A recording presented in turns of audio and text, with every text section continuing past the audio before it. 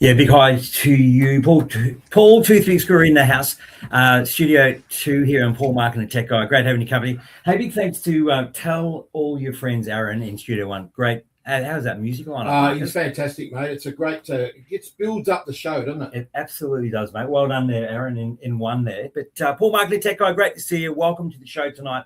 We're back for another session. We've got lots coming up on the show this evening. Don't worry about that. Thanks, Julia. The Tech Man, 3 blokes, 1 podcast, and plenty to talk about, from community and sport to current and controversial news, and of course everything tech, Mark.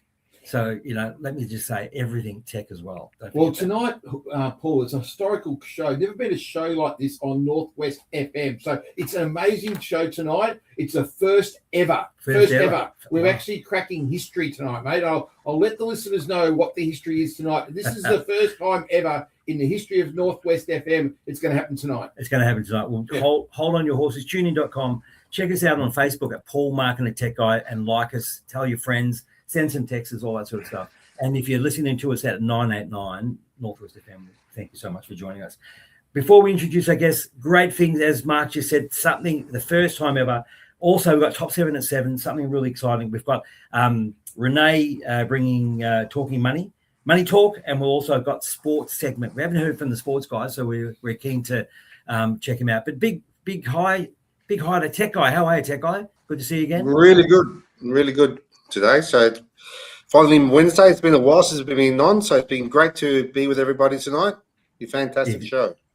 Exactly right, mate. And as you're the tech guy, mate, I just want to say before we introduce our guest this evening, how exciting and how important it is that people interact through Facebook, right? So if you're checking us out on Facebook, don't forget to drop us a line, make a comment, and but don't have the sad eyes on Mark when Mark's rant comes up around the corner, because in the next half hour he's definitely got a rant. I don't know what it's like. I'm looking at him in Studio 2 and he's looking a little bit concerning. No, I'm concerned, mate, because I've been getting all these emails from the station, because people have been ringing up the station saying, where is the show? Where's the show? They've missed the show. They've been ringing the station. They've been emailing and saying, what is going on, guys? People are going mad out there because the show's not been on. So anyway, we're here now. We're back. Calm down, people. We're going to have the show tonight. We're back. And as I introduce the guest this evening, again, to thank you to all of our listeners and our viewers here on Facebook. Check us out, Paul Markin, the Tech Guy, also at tunein.com. Introducing Mate Colina, Director of Mate Constructions, former basketballer, but hold on, just hold your horses, with the University of Hawaii. Former, can I say it, Mark? Are you okay if I just say this? Yeah. Former Richmond footballer in the house on our Facebook chat. Good to see you, Mate. Thank you for joining us tonight's show. Welcome. Hi, Paul, Julio, Mark. Thank you for having me on the show. Looking forward to getting into it with you guys. It's construction mates as well. Construction mates, thank fantastic. You. Construction mates. Oh, construction mate. Just one quick question for you, Mate. Like, I gather you were very upset that you went to Richmond and not Essendon. Is there any truth in that rumour? No, it was Carlton. I want to go. No way with you. Well, it's so good to have you here. And look, the historical thing is that Northwest FM has never had someone as tall as you on the show ever in the whole history of Northwest FM. Because how tall are you? 7 foot. Very lucky. The first 7-footer on Northwest FM ever. So it's a history-making show, and it's so good to have you here, mate. I'm really excited about you being here. And Julio, I know you're a Richmond sorter, so just calm down a bit. He's here in the studio, in a live studio, and it's just so good to have you here, mate. Yeah, looking forward to getting into it with you guys. Yeah, well, let's just go through it, because we want to just go through your life. And so where'd you grow up? What suburb did you grow up in? I grew up originally in Taylors Hill. We moved around a bit to East Keilor, Essendon, and then from Essendon, I ended up moving to the AIS for basketball. I spent 2.5 years there, played for the Australian under-17s team, and then from there got recruited to the University of Hawaii. Spent 4.5 years there playing basketball, and then graduated with the Bachelor of Human Development and Family Studies. And from there, moved to Richmond, where I spent the last 4 years on the list there and got delisted at the end of last season. And suffered injury throughout the whole pretty much tenure there. Well, hang on, let's just go through the basketball stuff. Tell us a bit about the basketball. In Hawaii, did you jump on those waves that we see on the TV all the time, or were you spending most of the time on the court? Yeah, no, we trained down at Waikiki Beach and just surfed most of the time. So yeah, it's pretty good. Oh, No, it was a lot of hours. It was about 20 eh? hours. It was about 20 hours a week worth of training. So big 3.5 hour sessions a day. So you do a lot of training, and then again, you're a student athlete, so full-time student as well. So they're very strict on academics and making sure you got grades to keep you there and set you up for later in life. Now, I know you had some people mentoring. Can you tell us a bit about your basketball mentor? Yeah, I was very grateful. I had my Andrew Bogut as my mentor, someone Nice. who's an NBA champion and very well respected in the basketball community and the Croatian community as well. And yeah, it was very, very handy to have someone to lean on, ask questions for, and I think that's why I'm such a big advocate with mentors, and I'm sure we'll get into it later. Yeah. So, Yeah, wow. so how did he help you as a mentor? What impact did it make on your life when you're at the basketball court? You've got the big waves in the background, but obviously professional sport or sport at the level you were playing at has its tough times as well. Yeah, I think so the biggest thing for me, like my biggest support has always been my family, my mum and dad and my sisters and then my extended family. They've always been there for me. But then when it comes to a point where I go into sort of territory that they haven't experienced personally, so like going to college and making basketball decisions at such a high level, having someone who's done it before and knows which directions to like what your options are, what the outcomes may be. It's always going to be different because at the end of the day, you got to make your own decisions which he was very good with. But just to have someone to ask things, run things through, it just opens your eyes up. And there's definitely times, especially while you're away, where things are tough, and to have someone to lean on who's lived away from home, played the sport that you played, understands the challenges that come with that sport, whether it be sitting on the bench or not getting along with the coach or struggling with the teammate, just gives you ways around it. Wow. There you go. Julio, did you ever, play professional basketball? No, not me. Only with you sometimes. So that's about it. Well, both of us are nowhere near 7 foot, mate. So what were you on the bench with? You two? Were you on the bench? we were on for the whole bench. game? That's why Mate didn't like going on the bench, because we were there with him. But so were you the tallest on the team, or were you one of the short fellas? No, I was the tallest in Hawaii, but a lot of teams we come up against, you get to come against like 7'1" guys, 7'2", sometimes even a little bit taller. So I'd probably say I was average for the position that I played. And obviously being Australian, hence was a bit of a win, obviously encouraging, playing the games. They'd come up to you and want to know a little bit more about who you were, as opposed to just being a basketball player. Yeah, it was really good, and even could tell my teammates like they had to bring me all the way from Australia to play because how good yous are. So it was good you had that, and then especially around the school and that everyone was always interested. They didn't really know much culture stuff about Australia and stuff, and I've got a Croatian background, so I could mix that in too, and they could learn all those things. Right. So, mate, I was looking at some of your stats, and you were sort of averaging at about 6.6, per game. I mean, it's not a bad. You were obviously doing a bit of movement and scoring a little bit. Yeah, but it's not. Yeah. I mean, okay. I mean, I know you guys want 100, 100 a game, but 6.6. What was how did that rate with the other players of your team? Not that great. If you want to go to NBA, now you probably need to be averaging about 15 points and 10 rebounds, or they work it out as 3 rebounds, 1 rebound every 3 minutes. So I wasn't close to that, but it comes down to minutes on the court. Like the more you're out there, the more opportunity you're going to have, and then what system you play. But overall, it was a really good experience. High pressure, bit of pressure, high pressure. Yeah, definitely more when it comes into conference time and like coaches' jobs are on the line, or like you're just an athlete, so you want to compete, so you put a lot of pressure just on yourself. Yeah, for sure. So what was happening to you at the end of college? You're in Hawaii, and lots going on over there. How did you work out what you were going to do next? What was going through your mind? Personally, I just decided on what I always wanted to do from when I was a young kid. I always wanted to play footy. My dream was to play for Carlton, but I was lucky enough to get the opportunity with Richmond, and I got to go there and play for my cousin Noah Bolter. who helped me so much while I was there. And then also had my mentor who also mentored me while I was overseas and pretty much throughout my whole life, Ivan Maric. Yeah, so I'm very happy that I had the opportunity then to work with those guys for the last 4 odd years. None of these blokes are that short. Now, do you tall blokes only hang out with other tall blokes, or do you sort of mix it up a bit? No, you're just like, if you're not above 6'5", you can't hang out with us. Only on radio. Well, Mark, you're in trouble. I am in trouble. But on the screen, I'm okay. I think that's why on the screen he's talking to me, because we're about the same height on the screen. Is that right? The screen That's pretty much it, yeah. I think we're all about the same on the screen. All right, so you land into Richmond. You're a really tall guy. You got your cousin there, so he's chopping you out a little bit. So what was it like walking in the doors of the Richmond Football Club? Who was the coach? Dimo was the coach at the time, and he was a great bloke. And so was Uzo. Was fantastic as well. Walking into the doors, mate, there couldn't have been a better club to go to. I can't speak higher of like how welcoming it was, how you could just literally speak or lean on anyone that was there, from your like Dusties to Revolts to your younger guys.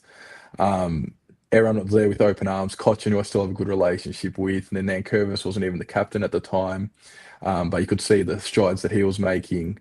It's just all these guys who have won so many different accolades and been on the pinnacle pretty much when I got there. They were still humble enough to help and guide all the younger guys to try and get to their best ability. Because Nankervis, he's a pretty good ruckman, isn't he? He's a big, strong fellow, isn't he? Yeah, I think his ability is very good, but I think it's his heart and his effort which takes him to the next level. Like you literally do anything for anyone on the team, and I think that's what's important. You asked me earlier who has the biggest heart probably on the team, and I'd say my cousin Noah. He'd run through a brick wall for any guy out there. Yeah, that's the culture. Yeah, so that's the culture of the team. It's not just one person, but like they sort of flow. Yeah. Now, look, Julio always wanted to be an AFL footballer. He always wanted to be. He used to say to me, Mark, I really want to fit into the team. Where do you think I could fit? Now, you used to have these little blokes running around in the back pockets and all that. What advice would you give to Julio? He wants to become a back pocket player. What would you tell him? I mean, I know we're going to have to tell him the truth. He's not going to make it. But what else would you sort of say to him? I feel like you could just maybe send in a resume and maybe not put your height on it or ability, and then when they give you one day a chance, go for it. Because you do rate yourself, don't you, Julio? You do rate yourself, don't you? You think you could hold down a back pocket position? Oh, I'm not sure. Probably. If I jump a lot, yeah, maybe. How quick are you? You're very quick. Not now. Before younger, yeah, but not now. Slow down a fair bit. So what are the attributes, Mardo, that you need as an AFL player that you think that is really one of those not negotiables that a lot of the players have to have, or they start not being there? Definitely think it's your body composition is very important. Your ability to read the game, and then it's all like natural skills. Everyone usually has one really big strength that they're good at. And then I don't think it's everything's on the field. It's like off the ground. If you're a good bloke and easy to be around and helping build the club, like we talk a lot about, well, also Richmond being a Richmond man, and it's on and off the field and continuing it once you're done. So much of it's about that, and then also your mental strength and your ability to go through hardship and challenges and whatever else might be going on in life, and then being able to still focus on your footy. So how did you cope, mate? Because obviously you had a lot of injuries. And you did your back and then it went again. How did you get yourself through those times? What was going through your mind? How were you coping through that period in your life? I think every time it hits, like you get injured, you have a bit of a week where you're just like really down in the dumps. But my family was so supportive in like picking me back up and telling me to keep going, get better. My dad, very like wise man, would just be like, mate, you got to keep going. Like, it's not gonna be the hardest thing you're gonna deal with in life. Like, just keep look at other people that have been injured. And then of course I've always had like Ivan Maric and that they're continuing me to get through. And then along the journey, heaps of guys are getting injured, and then the experience that you have, you can rub it off on the other guys to help get through their injuries too. Yeah, of course.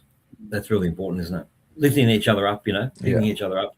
at those times of need. Yeah, definitely. My easiest times during rehab in the footy club would be times when there was actually other guys there injured. Because you're not Yeah, right. isolated and doing your own thing. You to like challenge each other, versing each other, like who can ride the furthest in the bike, who can finish the 1K swim the quickest, who can lift the most. And then little did we know it was making us better and building our relationship as a team. So isn't it interesting, guys? Because like I would have thought it's very competitive, right? But then there's that real matemanship, you know, that real cultural. Let's look after each other, but it's competition. You know what I mean? It's quite an interesting mix, yeah. Would that be right in sort of summary, Mate? You know, obviously everyone's definitely. You competitive, can but yeah. go ahead. At the same time, you know, everyone's got your back. Yeah, that's phenomenal. That's amazing.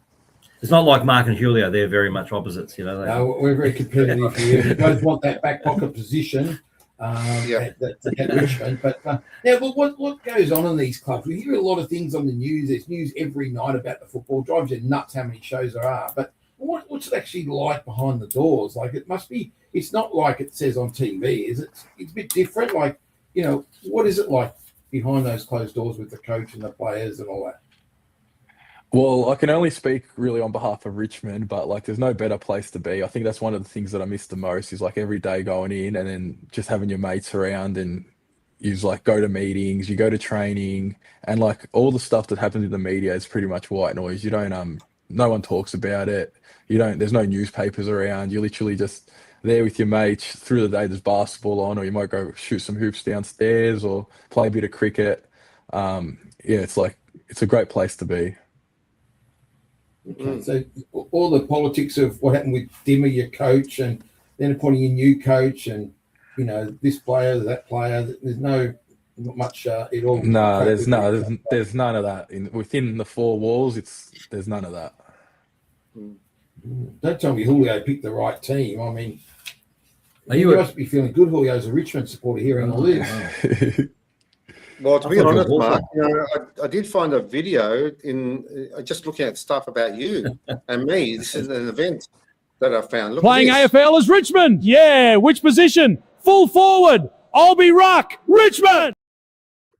There you go, Mark. You're going to be take my position. Well, I thought about the ruck job. I thought about the ruck job till I met Marta, and I think, hang on, maybe I'm not going to be a ruckman, you know? So, you know. No, definitely not, mate. It was good video, Julio. Now, mate, what happened when your shoulder went? I mean, what was going on in your mind when your shoulder went? You think, oh, good night, I've had a back, about this, about that. Now my shoulder. I think when my shoulder went, I was very emotional walking off the ground because I think I knew in my own head that the delisting wouldn't be too far away. And not because of talent, not because of ability, but just because of my body not being able to hold up. And yeah, it was something that I just had to come to terms with. But in the moment of my shoulder, it was like definitely when I was walking off Marvel going, yeah, I think this is my last straw. Like I'm not going to be given another chance after this. Wow. And what got you through that period, mate? Once again, I'd have to say family. Started working pretty much straight away. Dad helped guide me into my construction mate's business, which is now a profit for purpose social enterprise. And then being able to do that kind of stuff took my mind off what I lost, which was all, like pretty much when you're an athlete, you put all your eggs into one basket and all you care about is making it. And when that doesn't eventuate, it's disappointing, it's sad, it's tough, but there's so much more to life. And I'm 27 years old now doing this business and having my family support me through that as well. We all work together. It's something pretty special. It sounds special, mate. Tell us a bit about Construction Mates. What's the purpose of it? Why did you start it? What do you do? So it's a supply company for tier 1, tier 2. We provide a service where it's pretty much a one-stop shop for anything they may need on site, from consumables to safety products, first aid to like bolts and screws. And then, so like you pretty much get orders and then you take them out. And I think it's something that's very unique about it is that when you do the deliveries, you meet so many incredible people and you chat to people, you learn about people's lives. And something like I try and pride myself on is that every person I meet throughout the day, if they feel a bit better or have a laugh or have a smile after they've spoke to me, like I've had a good day, regardless of what I've delivered, if I've had heaps of orders or haven't. Yeah, that feeling's really good. And then with it being profit for purpose, it gives you an opportunity to help out the community, which for me is very important, especially the youth and with the well-being and the mentoring side, and then the cultural connection. Because without my cultural community, which was the Croatian one, you don't really have that support network. Because that's where my mentors came out of. And I hope for one day for younger guys that their mentors are going to come from that position as well. Yeah, it's fantastic, isn't it, Paul? Because you're obviously, Paul, involved in a social enterprise yourself, and now you got Mate here who runs one. So Yeah, it's incredible, isn't it? It's very good, mate. Very good. You've got the right heart, and I think that's important. You've got the right business, the right mix, or not say the right business, Yeah. but you're in it. You're having a crack, but you've got the right heart towards it. So yeah, wishing you well. That's fantastic. How long has that been going for? Yeah, no, since October it's been going. Okay. And for me, being able to give back to the community, it's very rewarding. And then like another big thing was like my grandfather passed a couple of weeks ago, and then to just see the qualities and values that he's instilled to my dad and to like all of my family, my uncle, my aunties, and then they've instilled to me is what's helped me be where I am now. And then to see the amount of people that came to his funeral and stuff and how well respected he was, it shows me like what I want to instill in my business, like make people feel loved, make people feel like there's care, and that like you're not alone, Yeah, that's amazing, mate. Well, I mean, what do you think, mate? I mean, not many young men like this guy. He might be tall, but he's still young, and he's created this business that's there to help others. Like he's sort of trying to earn money to help young people. I mean, it's just an incredible thing he's doing, isn't it? Yeah, it's amazing. No, it's good on you, Dave. Especially in the construction business, it's probably hard work as you're finding it with getting yourself pretty much started there. But really hats off onto you about putting yourself out there. Yeah, no, it's good. I think once you get established, it's a lot of hard work. But I think when people see that you're doing the right thing and that there's interest in like what's happening, it can definitely be an opportunity for something to eventuate really well there. Yeah. And I saw him driving off in his big van, Julio. He's got his van, construction mates all over it. So he's out there. Jeez. Promoting himself. Yeah. But the good thing about what he's doing is not just about him. Because the more you support construction mates, the more young people get supported. So, Julio, I know you're going to put up your hand to support this bloke. I know you've got a lot of connections. You're a wealthy man. You've got multiple houses. You've got multiple businesses. You're very wealthy in every area. So I'm sure you can be able to help him. Yes, definitely. Quick answer. There you go, Mate. You've got Julio's support. You've got Thanks, Julio. Thank you very much. That level that he really mixes with that high and mighty people that the well-to-doers. Yeah, that's it. No, I appreciate you as well, Mark. Like by you putting me on the show and Paul and that, like it gives me a lot of opportunity to start to get a bit more outreach and connect with more people. Yeah, absolutely. Yeah, so thank you. constructionmates.com.au. Check out Mate and make it happen. Give him a call. And so don't go anywhere, Marty. We want to get you involved in the top 7 at 7. Now, obviously, just on another pitch, I guess, you've been watching the World Cup, FIFA World Cup. Yep. Have you had a chance to have a look at it? Who are you following? Who are you going for? Oh, yeah, I've been watching it. Croatia, of course. Oh, we want Croatia to go all you the got way. two flags. Yeah. You got 2 flags. Is everyone in Croatia over 7 foot? Are they anyone short in Croatia? No, 7 foot plus. I'm the shortest. 7 foot plus. All Croatians are tall, mate. They're all tall. No wonder I never dated any Croatians. Well, they say Croatia is a beautiful place. Now, I've got a question for you. Oh, here goes. Like, I'm Maltese, right? So I come from Malta. Yeah. Paul, where do you come from? Oh, I'm Australian, mate. But my heritage is Middle East, Lebanon. Lebanon, Yeah. right? Okay, so, mate, which country is close to Lebanon to your country, Croatia? Lebanon or Malta? Malta. Well, I'll probably have to look at map, but I'll say Malta. It's in Europe. Malta's closest, man. Oh, Julia, can you check it out for us? I lost that one. Oh, okay. I'll just bring it up. Yeah, Bring it up. bring it up. But why I asked that question is, can I get you involved in the top 7 at 7? Because as an athlete and a proven athlete that you are, what do you think that's going on? With when you're watching something like the World Cup series or the Olympics. I mean, what goes through your mind? Are you comparing? So just before you answer that question, we're going to go to a song. But when we come back, I've got listeners, we've got viewers here on Facebook who are interested to understand, what are the top 7 things an athlete thinks about whilst watching the World Series, the World Cup series, which is you, mate. So will you join me in that just after the music break? Good. No problem. All right. Thank you. Hey, it's a Paul Marketing Tech Guy. It's great having you. I think I got my right headphones a little bit funny.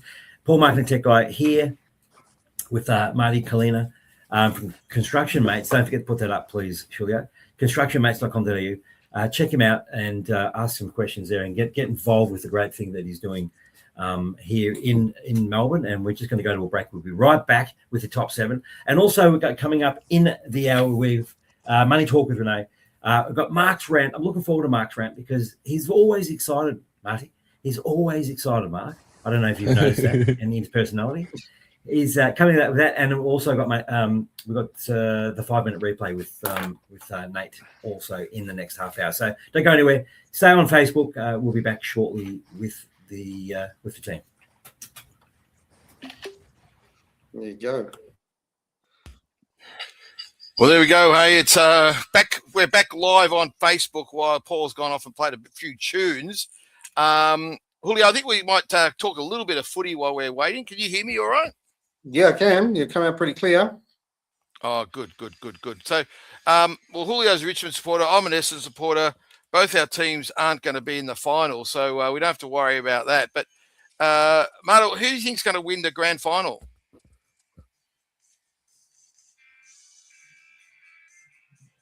Can you hear me? Oh, can you hear me? Marta, can you hear Mark? Or... Hello, Marta? Can you hear me, Julio? Yep, I can. Yep. Marta, can you hear us? I think he can't. He can't hear us. He can't hear us. Okay. Well, we're live here on 98.9 Northwest FM. We're on Facebook. We might ask Marta to go out of the studio and come back, Julio, to come back to us. We're going to talk a little bit of footy. Yep.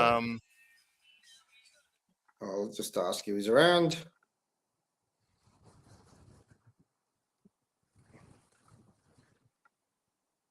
I'll ask Marta to see.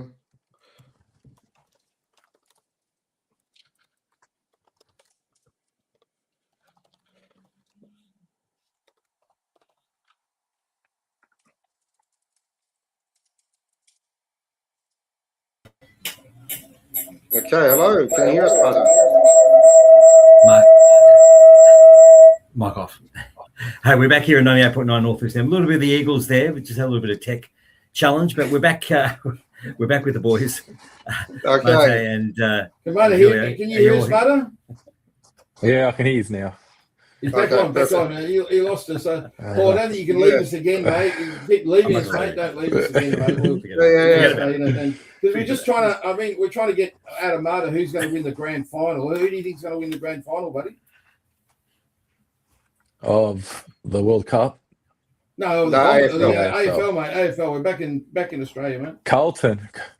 Oh, come on. Good God, mate. Sneak in there, I'll just find a way. Carlton. What is it with Carlton, mate? He's a loyal man. Marta's a loyal man, mate. Loyal. That's it. Loyal. Find a way. We'll come 10th and make it.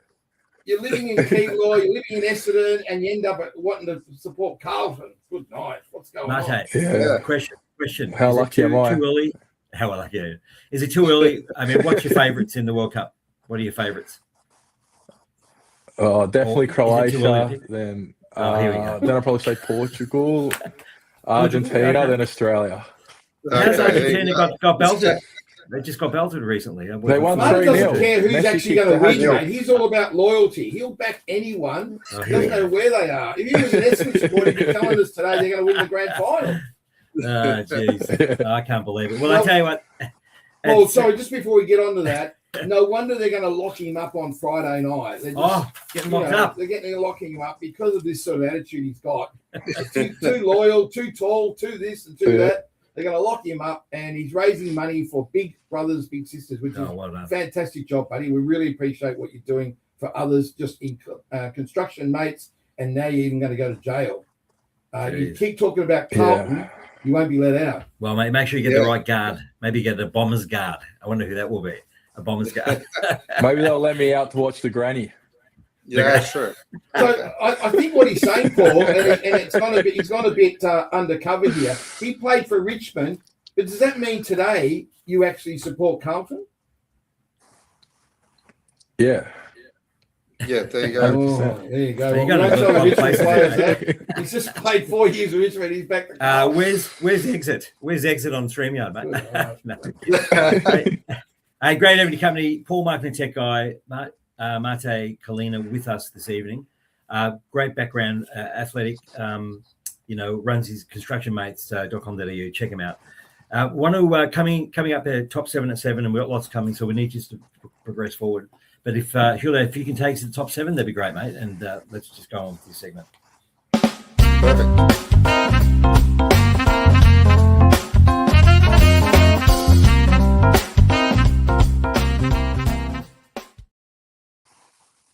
Mate, I love the fact that we're in the chair and with Mate with us this evening, because he is an athlete, former Richmond player, former basketballer for the University of Hawaii. I've got the top 7 at 7 says the top 7 things, Mate, an athlete thinks about whilst watching the FIFA World Cup series. I'm interested to know, plus a lot of our listeners and viewers. So what's the number one? Number one is, what is them? So you ready to go? What is... Oh, you're asking me questions. Yeah, all right. I'm going to ask you a question. Yeah. And give me your take, all right? Don't worry about Mark. Mark's not going to answer. What is their movement? What is the movement of the ball doing that I can learn from? So do you look at the game and you go, say, the Argentina game, and you go, well, how do I learn from this? Or are you just watching it as a spectator, as entertainment? I think it's more you just look at the bigger picture. You understand that there's so much off-ball movement, and you got to be always scanning and checking. And like the guy that eventually gets the ball, he pretty much already knows what he's going to do with it before he even gets it. And I think you just know how tough the conditions would be out there and how much like mental strength and all that kind of stuff. See, Mark, that's strategy, mate. I mean, here they are. The guys, he knows what he's going to do when he gets the ball. Isn't that amazing? And it's so quick. It's just like we're talking seconds, right? Absolute seconds, yeah. I think especially if you watch like the midfielders and like Messi and you look at Modric's and stuff, like they're always checking, like always swiveling their heads and watching, and they know where their teammates are and the defenders. So yeah, right. It's definitely very noticeable if you watch it in more detail. Okay. Well, number 2, the top 7 things an athlete thinks about whilst watching the FIFA World Cup series. How fit do these players look over 90 minutes? What's the AFL? What's a game for you for the AFL? How many minutes if you're on for the whole game? Well, how many minutes? I think it works out to be like 120 minutes, but it depends on stoppages and all that kind of stuff. Yeah. So 90 minutes. I think fitness-wise, it all just depends on like when your season finished, how much you played through the year, how much time you had before the World Cup to prepare. So you see some nations, they probably have certain guidelines where you need to be at. So I reckon it's just dependent on nation to nation and then just natural ability. Mate, yeah, absolutely. Is there a certain tenacity to have your decision-making speed under pressure? You just mentioned that before about those quick second decisions, moving your head and knowing where everyone is. But is that decision-making speed under pressure, is that something you learn over time or it's just ingrained in you as a sportsman or an athlete? No, it's something that comes with experience, and I think that's why it's so important to have experienced players around, always the young guys. Like pressure moments, you can't avoid them, and the best players always stand up in those moments, as you see in pretty much every sport that you watch, not only the FIFA World Cup. Yeah, right, okay. But, I think Julio and I are starting to realise why we don't play professional sport. All this running, pressure, all this stuff. That's right. Thinking, yeah. Well, under pressure. I mean, I think that's nice, though. I mean, you think about running a business and that pressure point when you've got a lot of things going different ways and so on. Is that decision making ability? I guess you're right, Mate. It's that with experience is it obviously gets. So top 7 things an athlete thinks about whilst watching the FIFA World Cup series. Number 4, could I replicate those techniques? So could you replicate those techniques in your gameplay?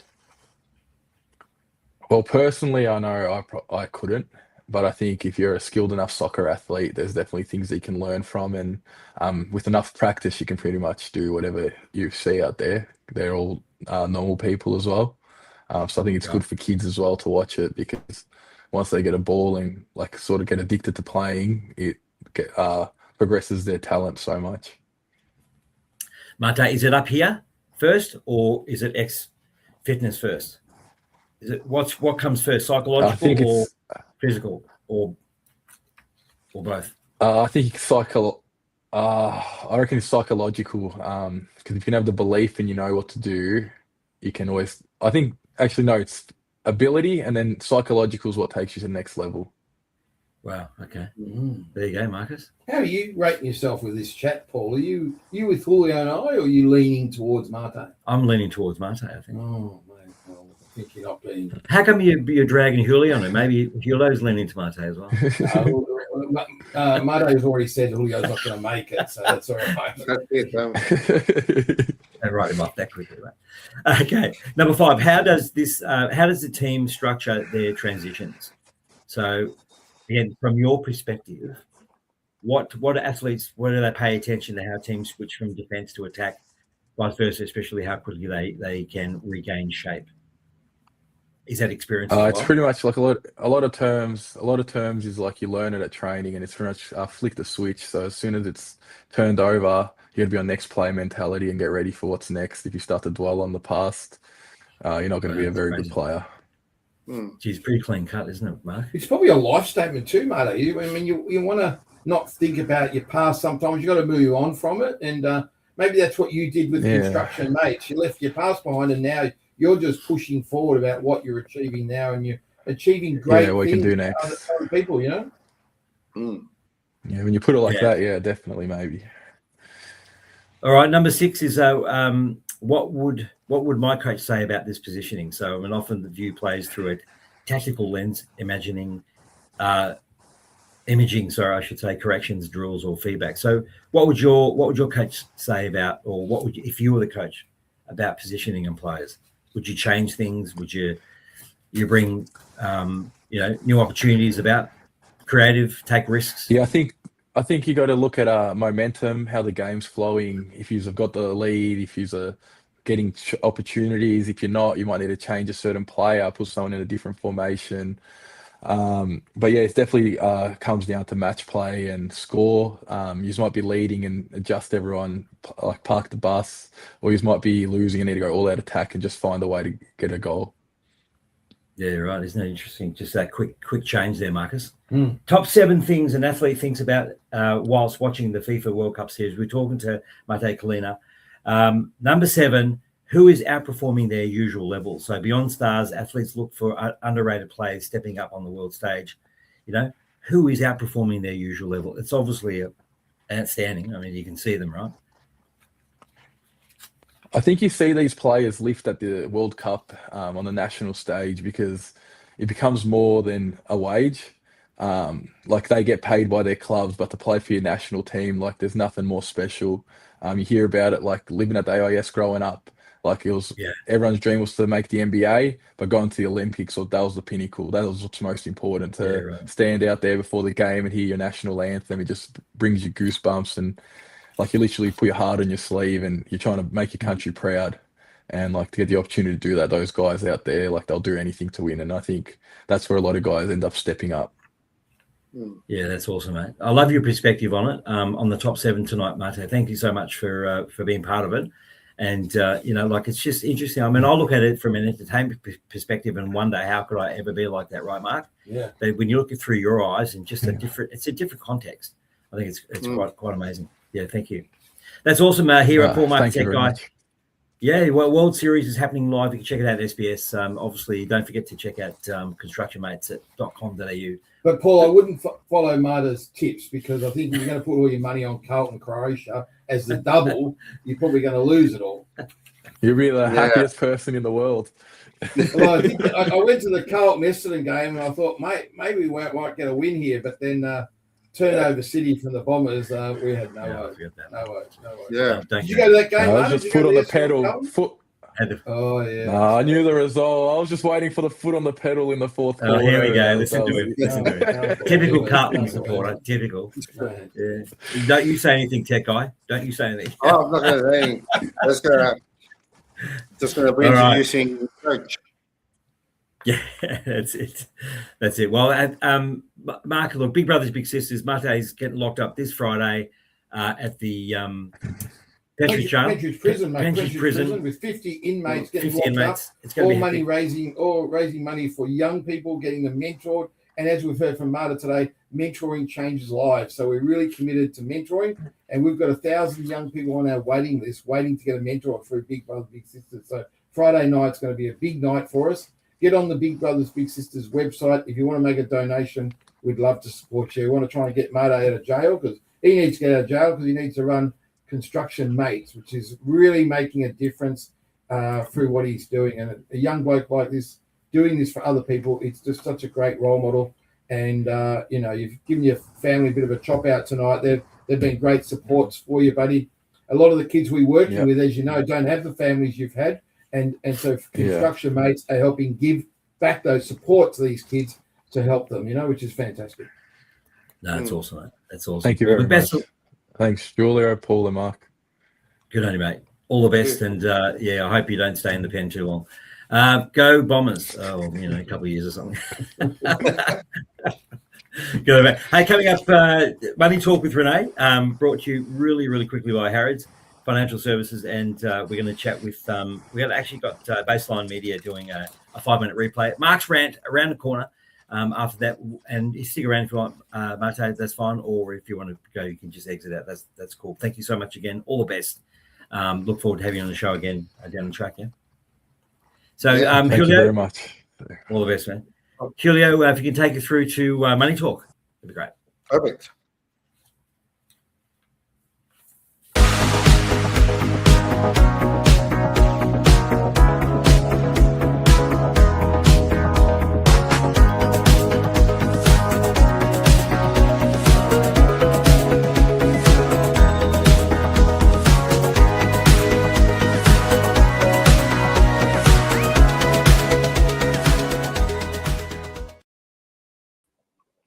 Hey, g'day, fellas.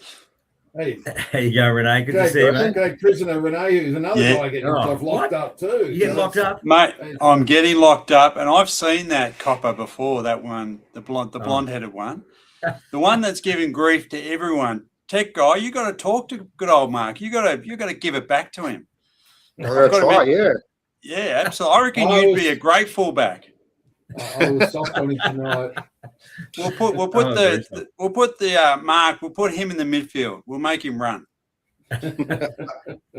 Now, looking forward to it, Mark. But hey, guys, I want to share tonight.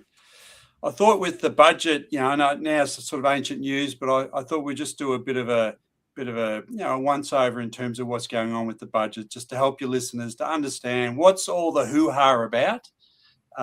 And Mark, if we get a chance, mate, we need to get Albo in for an interview, and let's see if we can just drill him on why he's making all these big changes to negative gearing, capital gains tax, and family trusts. So there's plenty to discuss. Go on, mate. Put it on the line. Are you supportive of what he's doing or not? No, absolutely not. I think that there's a word that I've been using with people, and that's he's gaslighting us. So they tell us it's to help the future generation, but the reality in my mind is that it's more to help the government coffers. So it's all about putting money back into the government so that they've got more money to spend. I mean, that's the truth of it, because ultimately it's going to be taking a lot of money out of a lot of people's pockets. And you'll probably find, that they'll say, well, it's only business people or the wealthy. Well, that's not really the truth. In my mind, it's probably going to hit the middle class worse than it'll hit the wealthy. And the middle class are the ones you want to have that bit more money so they can spend it and pay more taxes. But anyway, let me jump in, guys. So negatively gearing, if you're not familiar with what that is, it's when a property you own a property for investment purpose and it makes a loss. Why does it make a loss? Because you're paying interest on the loan, you've got rates, you've got insurance, you've got repairs, and these costs could exceed the rent. And in that scenario, you've got a loss. Now, under the current rules, if I have an income of $120,000 a year and I have a loss on my property of $20,000, then that reduces my taxable income to $100,000, and I save thousands in tax every year, and it helps me to support and fund that property. Well, that's all now changed. If you're already got a property, where you got negative gearing, okay, you're safe. But if I want to buy a new property, if I buy a second-hand, so an existing home, I can no longer claim a negative gear.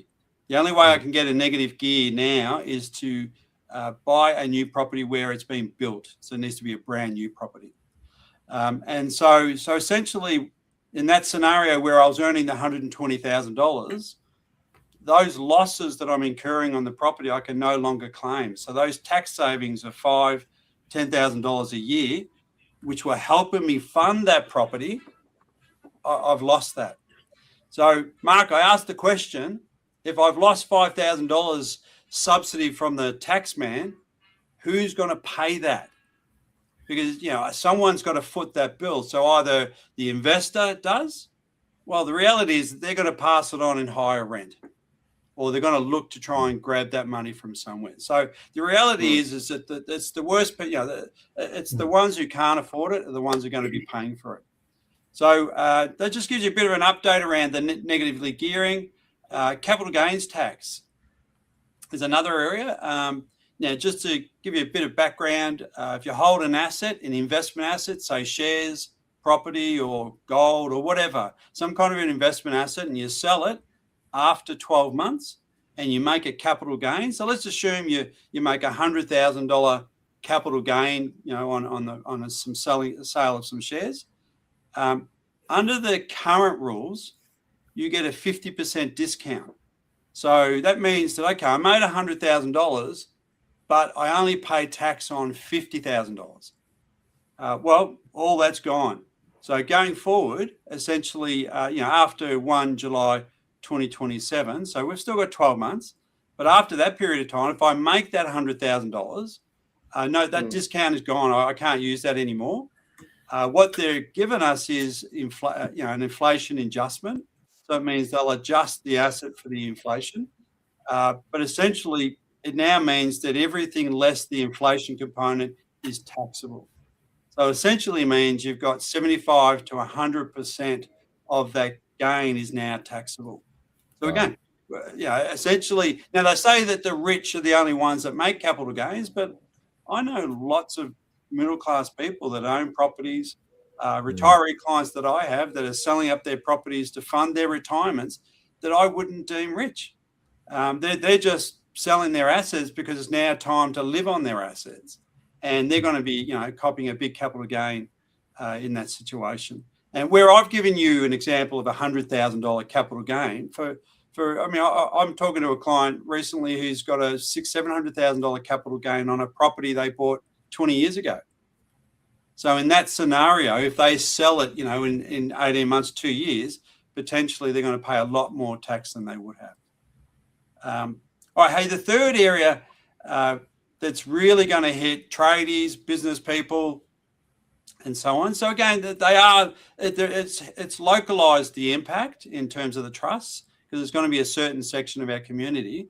But trusts, if I earn $100,000 through my trust, I can distribute it to mum, dad, son, and daughter, and I can give them $25,000 each, and effectively pay no tax.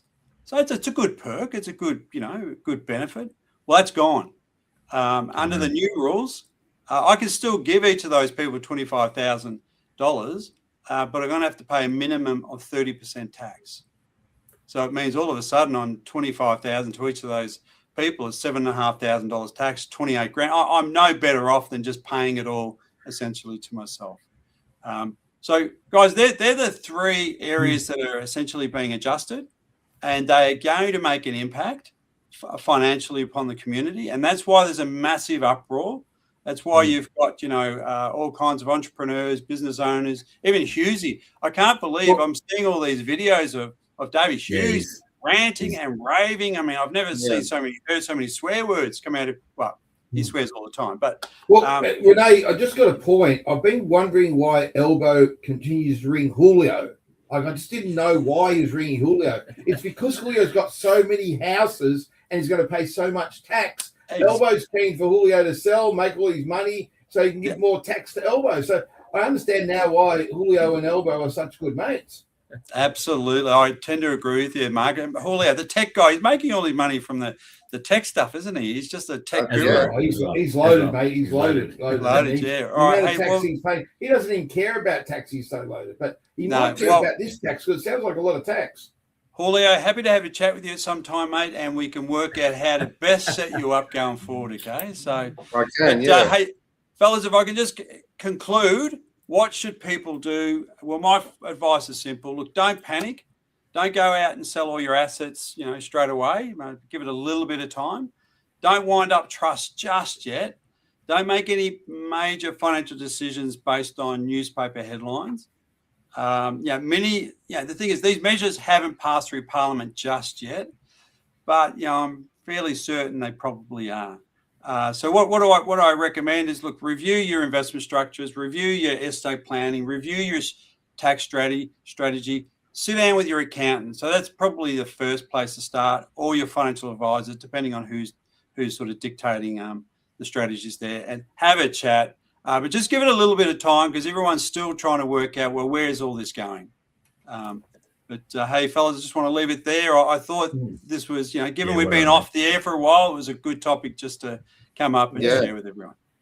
Yeah, well done, mate. That was great, Perfect. Renee. Fantastic. Thanks, Renee. Yeah, awesome, mate. Well, we'll catch up. We'll be back next week for another session. Stick around and don't forget to drop us a line if you want to know. Mate, perhaps we can ask our viewers on Facebook, or if they want to ask a question, drop us a line and Renee can answer it if he's okay to answer that one. If it all works well. It's all good having his advice, Renee's advice, that's for sure. Because that's a lot of changes for a lot of people in that area, and no wonder Julio's come tonight because he was really wanting to know what's going on. Go ahead, Renee. Well, Mark could afford his buggy because he's got to pay for this. He's got to pay this off. So it's just bad news at the moment for Mark. I love it. So, how much did you pay for that, Mark? What's the buggy? I don't think it's going to be capital gains tax. I think it's okay. Your own private vehicle is okay.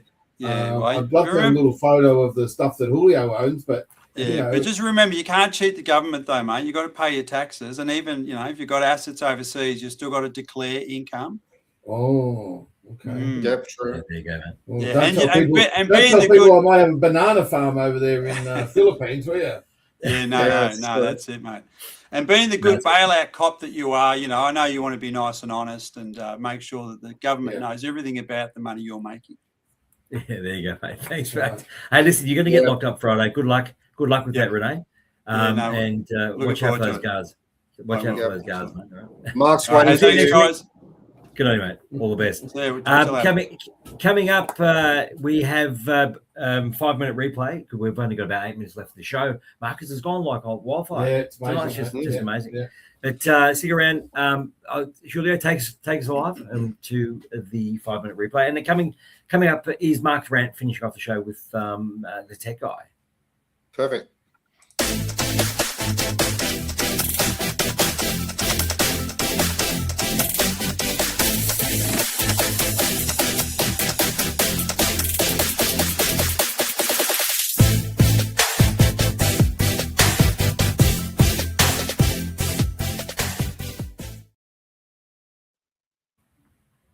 Across, and it's good to be back. It's been a while since this show's been on, and a while since we've spoken sport, and there's been plenty that's gone on, so let's just jump straight into it.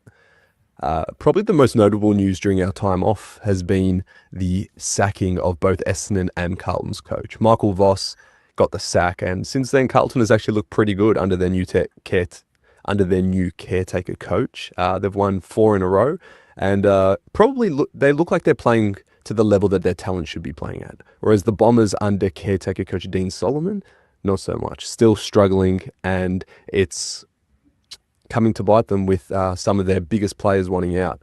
Rumours again are that Zach Merritt wants to get himself to Hawthorn, and that looks like it's probably good as done. Paul and Mark, thank you for the cross, and it's both Essendon and Carlton's coach. Michael Voss under their new caretaker coach. They've won 4 in a row, and they look like they're playing to the level that their talent should be playing at. Whereas the Bombers under caretaker coach Dean Solomon, not so much. Still struggling, and it's coming to bite them with some of their biggest players wanting out. Rumours again are that Zach Merritt wants to get himself to Hawthorn, and that looks like it's probably good as done. I reckon we got a bit of a technical issue on that one there with our 5-minute replay. We'll come back to that. Yeah. Okay. So we'll just hold on that. We'll have a look into that. It's interesting when that sort of happens, mate. We've got Mark's rant. I mean, you probably could rant about that, I guess, is the Bombers. You would, yeah. Caretaker coach. What do you reckon, Marcus? You want to do Mark's rant? Yeah, we go. Let's get into it. Let's get into it, mate. Mark's rant.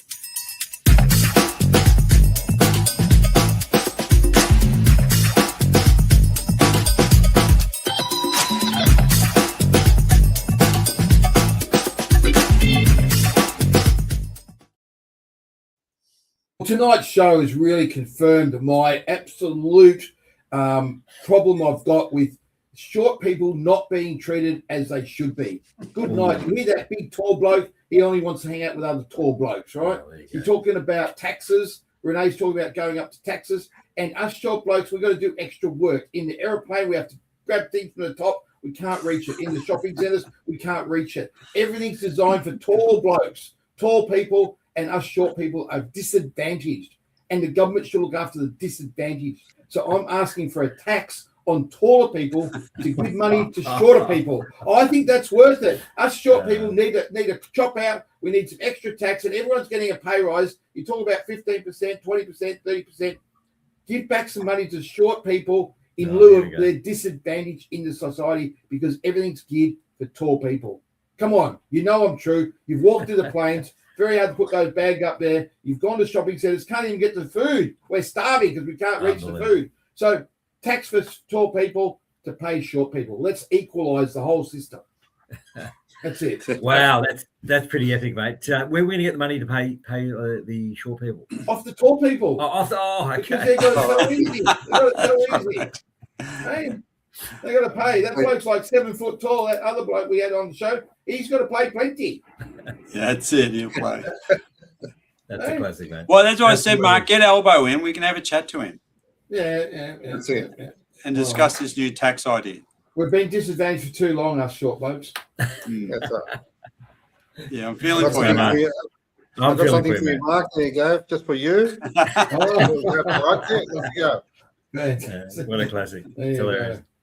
It's Oh. hilarious. I love it. Good on you, Mark. Well, mate, you just hold on to those thoughts. Hopefully that tax will come in at some stage, maybe the next government. A couple of minutes left before we hand over to our next presenter. But talking tech with Julio, go for it, mate. You just jump onto it. Perfect.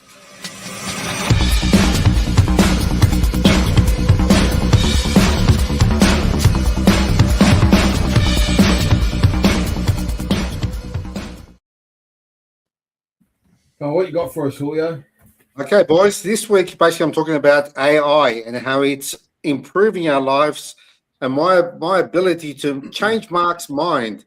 As you saw before, I showed a short video about Mark changing over to Richmond pretty quickly. Playing AFL as Richmond. Yeah. Which position? Full forward. I'll be ruck. Richmond. So these type of things are incredible new ideas that we got with AI usage as well as wording.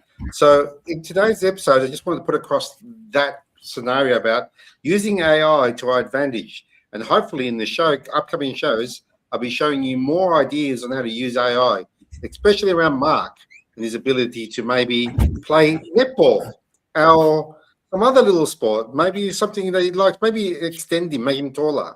See how we go with that. For the next couple of weeks, we might be putting that forward to the show. Maybe me and Paul could have a bit of a go for him next week while he's not there. Then he can't fire back. Let's do it. Let's have a crack at it. That's awesome. It's good. It's good. Well done, Talking Tech. Well done, Good Julio. stuff, mate. Minute left before we hand over to, let me just get it there. Cat Goes Meow with Cat T in Studio 1 here at Northwest FM 98.9. It's Paul, Marketing Tech Guy. We love having you on the show. Thanks, Renee, for hanging back.